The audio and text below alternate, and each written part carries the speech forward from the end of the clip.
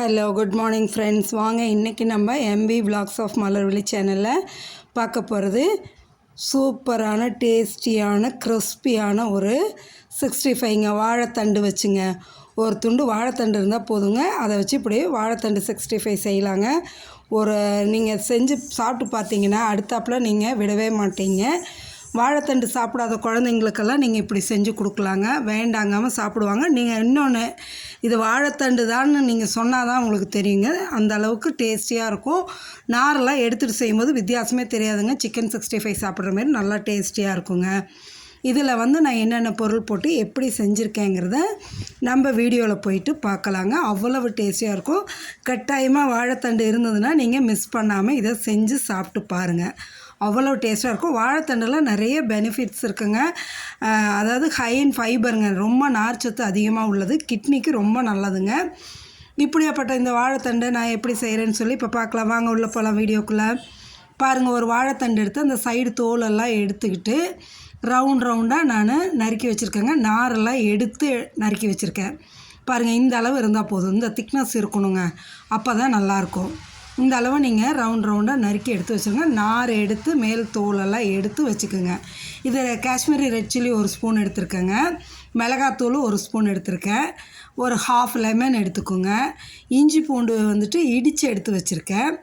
Cornflour ஒரு 3 spoon எடுத்து வச்சுக்கிட்டேங்க. அது போக பார்த்திங்கன்னா ஒரு ஸ்பூன் ஜீரகப்பொடியும் 1/4 ஸ்பூன் கரம் மசாலா எடுத்துருக்கேங்க. இதெல்லாம் வச்சு நம்ம இப்போ எப்படி பேட்டர் ரெடி பண்ணலான்னு பார்க்கலாம் வாங்களேன். அவ்வளோ டேஸ்டியாக இருக்குங்க, மிஸ் பண்ணிடாதீங்க. பாருங்கள், 2 ஸ்பூன் தான் கார்ன்ஃப்ளவர் எடுத்துக்கிட்டேங்க. நான் 3 ஸ்பூன் சொன்னேன், 2 ஸ்பூன் தான். அது போட்டுட்டு red chilli, Kashmiri red chilli கலருக்காக போட்டிருக்கேங்க. காரத்துக்கு இந்த மிளகாத்தூள் 1 ஸ்பூன் போட்டுக்குங்க. இஞ்சி பூண்டு இடித்து நான் போட்டிருக்கேன். நீங்கள் பேஸ்ட்டாக வேணாலும் போட்டுக்குங்க. இடிகள் வச்சு நான் இடித்து தான் போட்டிருக்கேன். அதோடு தயிர் ஒரு 3 ஸ்பூன் ஊற்றிக்கலாங்க. இதில் மெயினாக முக்கியமாக தயிர் வேணுங்க. தயிர் ஒரு 3 ஸ்பூன் போட்டுட்டு இந்த ஹாஃப் லெமனை நல்லா ஸ்க்வீஸ் பண்ணி விட்டுருங்க, புழிஞ்சு விட்டுடுங்க.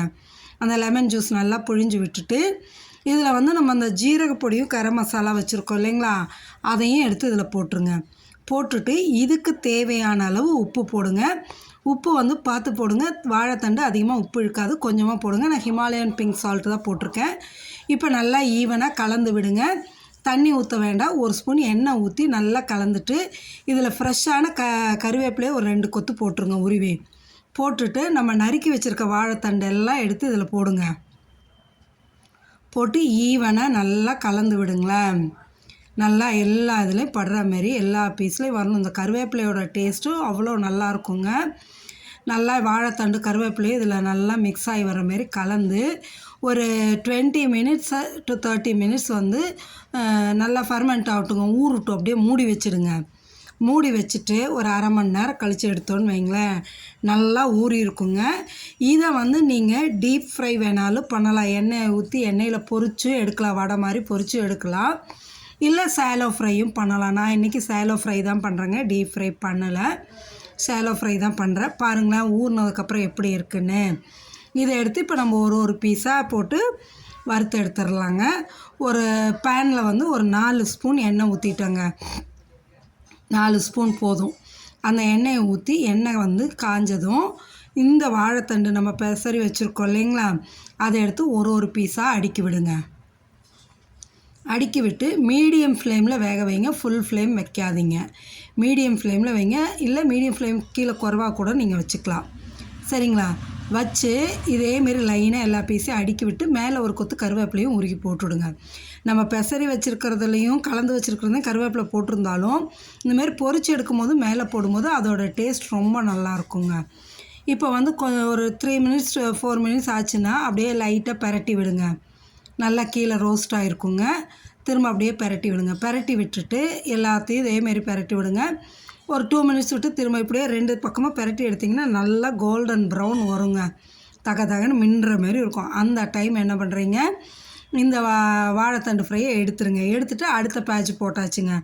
போட்டு இதேமாரி பொரித்து எடுத்துருங்க. இந்த அளவு நான் எடுத்துருக்க அளவுக்கு தாங்க சொல்லியிருக்கேன். நீங்கள் நிறைய வாழைத்தண்டு போடுற மாதிரி இந்த அளவுகளெல்லாம் சேர்த்திக்கிங்க. அதிகமாக போடும்போது அவ்வளவு கிறிஸ்பியாக மேலே நல்லா கிறிஸ்பியாக இருக்குங்க, உள்ளார நல்லா சாஃப்டாக இருக்கும். சாப்பிட்றதுக்கு ரொம்ப நல்லாயிருக்கும். நான் உடச்சி காமிக்கிறேன் பாருங்களேன். இங்கே பாருங்கள், உள்ளே பார்த்தீங்கன்னா ஜஸ்ட் அப்படியே சிக்கன் சாப்பிட்ற மாதிரியே அந்த இதிலே இருக்குங்க. டேஸ்ட் நல்லாயிருக்கும். வாழைத்தண்டுன்னு நீங்கள் சொன்னாதாங்க அவங்களுக்கு தெரியும், இல்லாட்டி தெரியாதுங்க. வாழைத்தண்டு சாப்பிடாத குழந்தைங்களுக்கு இதை போல் செஞ்சு கொடுங்க. லஞ்சுக்கு வந்து நம்ம சைட் டிஷ்ஷாகவும் செஞ்சு சாப்பிட்லாம். இல்லை ஸ்கூல் விட்டு வர குழந்தைங்களுக்கு ஈவினிங் ஸ்நாக்காகவும் நீங்கள் செஞ்சு கொடுக்கலாங்க. கொஞ்சம் ஒரு 10 பீஸு சாப்பிட்டு ஒரு டம்ளர் டீயோ காஃபியோ குடித்தா அவ்வளோ ஃபுல்ஃபில்லாக இருக்குங்க. வாழைத்தண்டு உடம்புக்கும் நல்லதுங்க.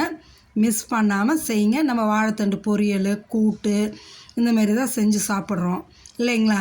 இதை போல் ஒரு தடவை நீங்கள் ட்ரை பண்ணி பாருங்கள். வாழைத்தண்டு 65 அவ்வளோ டேஸ்ட்டாக இருந்ததுங்க. Okay, thanks friends.